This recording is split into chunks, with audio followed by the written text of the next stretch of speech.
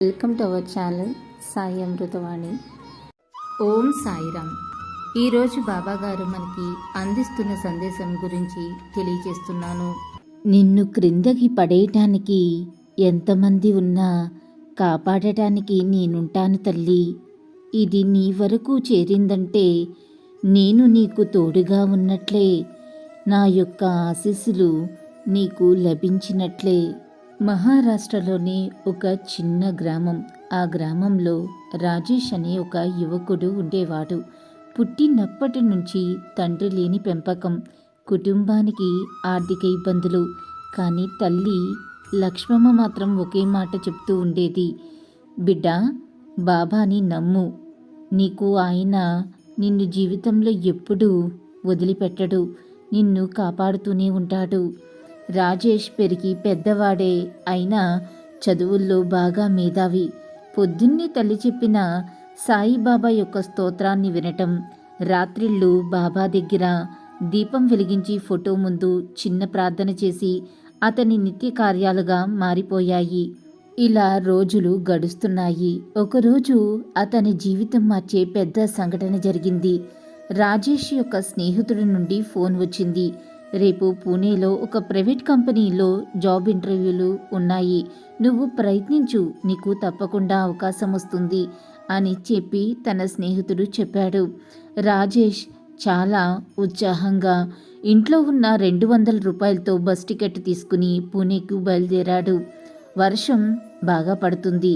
మార్గమధ్యలో అడవి ప్రాంతంలో bus tyre puncture అయ్యింది. బస్సు నిలిచిపోయింది. ఆ సమయము రాత్రి 8 గంటలు. చుట్టూ చీకటి, ఎవ్వరూ లేరు.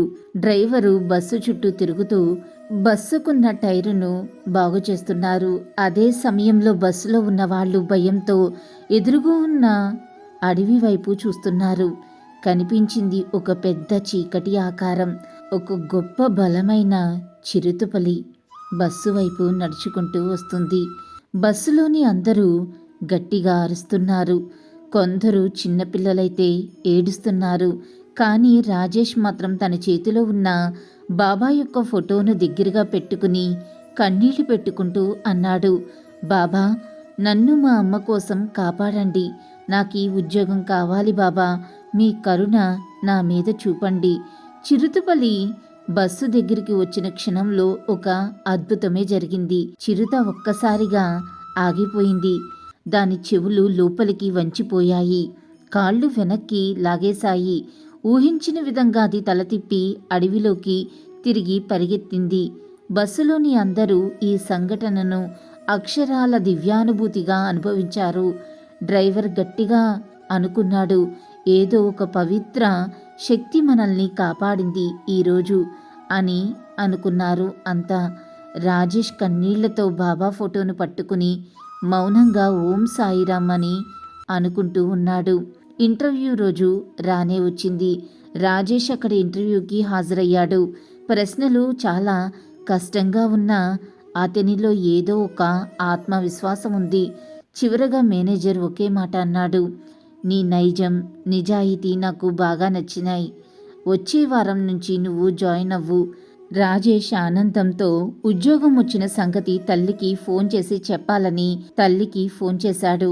ఆమె ఏడుస్తూ ఒక మాట చెప్పింది, నానా, నిన్న రాత్రి నేను కలలో బాబాను చూశాను, నిన్ను ఓ పులి నుంచి కాపాడుతున్నట్లు చూశా, బాబా నిజంగా మన వెంట ఉన్నాడు. ఆ మాట తన తల్లి నుండి వినగానే రాజేష్కు కన్నీటి ధారలు ధారాపాతకంగా కారిపోయాయి. ఎందుకంటే నిజంగానే అతన్ని పులిబార నుండి రక్షించారు బాబా. రాజేష్ జీవితమంతా బాబాకు అంకితమయ్యింది.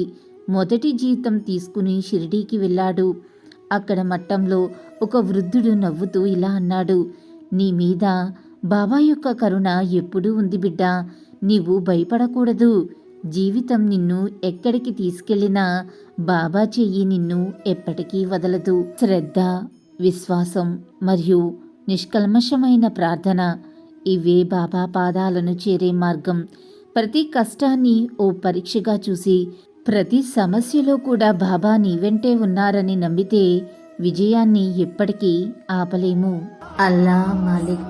అల్లా అచ్చా కరేగా. ఓం సాయిరామ్. ఇలాగే బాబా గారి సందేశం రోజు వినాలి అనుకుంటే మన ఛానల్ని సబ్స్క్రైబ్ చేసుకుని సపోర్ట్ చేయండి. అంతవరకు సర్వే జన సుఖినో భవంతు. Thanks for watching.